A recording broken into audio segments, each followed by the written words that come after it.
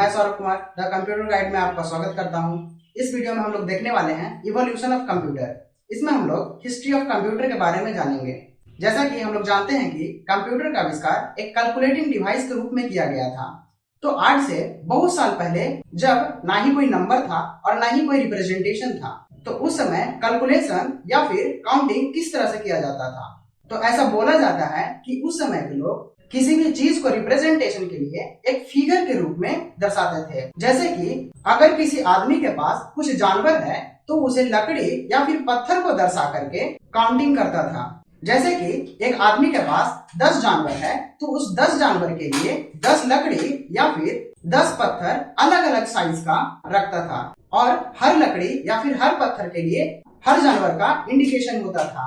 उसे यह पता लगता था अगर कोई जानवर घर से बाहर जा रहा है तो कौन सा जानवर बाहर गया, तो उस जानवर के लिए लकड़ी या फिर पत्थर को इंडिकेशन के रूप में उसे रख देता था, और जब वो वापस आता था तो उसे पता चलता था कि हाँ, मेरा यही जानवर वापस आ गया है।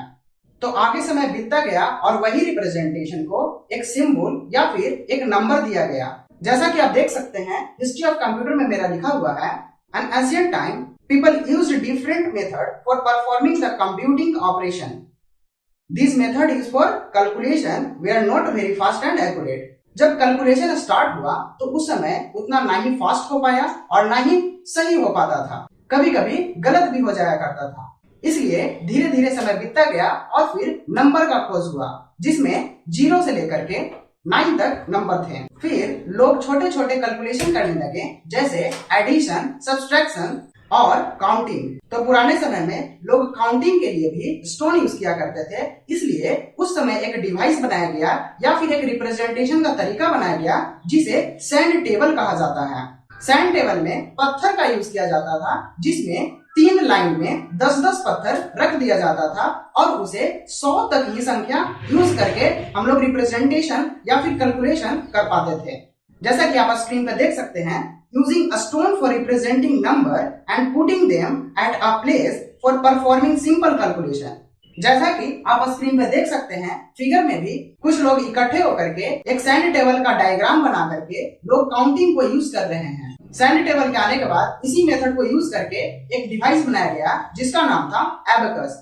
एबेकस में उसी मेथड को यूज किया जाता था, लेकिन इसमें अंतर था कि एबेकस एक लकड़ी का ढांचा हुआ करता था जिसमें तार लगे हुए होते थे, और उस तार में छोटे छोटे गोलियां लगे हुए होते थे, जिसे आगे पीछे कर करके काउंटिंग या फिर एडिशन या फिर सब्सट्रैक्शन किया जाता था। जैसा कि आप फिगर में देख सकते हैं, कुछ इस तरह का एबेकस हुआ करता था। एबेकस ऐसा माना जाता है कि सबसे पहले चाइना में यूज किया गया था। यह 8 से लगभग 5000 साल पहले एशिया में फेमस था और 16वीं सेंचुरी में पूरा वर्ल्ड में फेमस हो गया।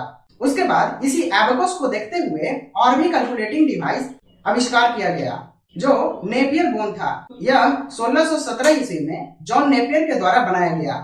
जॉन नेपियर स्कॉटलैंड का रहने वाला था। नेपियर बोन डिवाइस में हड्डी का यूज किया गया था। उस हड्डी में इस तरह से नंबर अंकित किए गए थे कि अगर उसे इधर उधर करने पर काउंटिंग या फिर एडिशन या सब्सट्रैक्शन किया जा सकता था। जैसा कि आप स्क्रीन पर देख सकते हैं, नेपियर बोन का इस तरह का डिजाइन बनाया गया था। इस डिवाइस में मल्टीप्लिकेशन और डिवीजन भी किया जा सकता था। इसी कैलकुलेशन को ध्यान में रख करके नेपियर बोन को बनाया गया था। इसके बाद मेरा डिवाइस आया स्लाइड रूल, जो 1620 ईस्वी में बनाया गया। इसे बनाने वाले जर्मनी के विलियम ऑर्थर थे।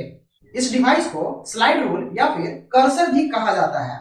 जैसा कि आप स्क्रीन में देख सकते हैं, स्लाइड रूल एक स्केल के जैसा होता था, जिसे आगे पीछे करने पर हम कैलकुलेशन कर पाते थे।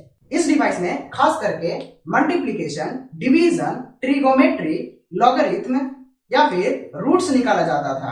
यहाँ तक जो भी डिवाइस आया उसे हम लोग मैनुअली ऑपरेट करते थे, लेकिन इसके बाद जो डिवाइस आया वो हमारा पहला मैकेनिकल डिवाइस था, जिसे पास्कलाइन बोला जाता है। पास्कलाइन 1642 ईस्वी में ब्लेस पास्कल के द्वारा बनाया गया। ब्लेस पास्कल फ्रांस के रहने वाले थे। इस डिवाइस में न्यूमेरिकल व्हील लगे होते थे, जिसे घुमाने पर हम कैलकुलेट कर पाते थे, और यह डिवाइस ओडोमीटर और क्लॉक के सिद्धांत पे काम करता था। जैसा कि आप स्क्रीन पर देख सकते हैं, कुछ इस तरह पास्कलाइन डिवाइस दिखता था। नेक्स्ट मेरा डिवाइस इसी सिद्धांत को यूज करके बनाया गया, जिसका नाम लेबनिज कैलकुलेटर था। लेबनिज कैलकुलेटर 1671 ईस्वी में गॉटफ्राइड विल्हेम लेबनिज के द्वारा बनाया गया। गॉटफ्राइड विल्हेम लेबनिज जर्मनी के रहने वाले थे। यह डिवाइस उसी तरह से काम करता था जिस तरह से पास्कलाइन काम करता था, लेकिन इस डिवाइस ने कुछ हैंडल दिया था।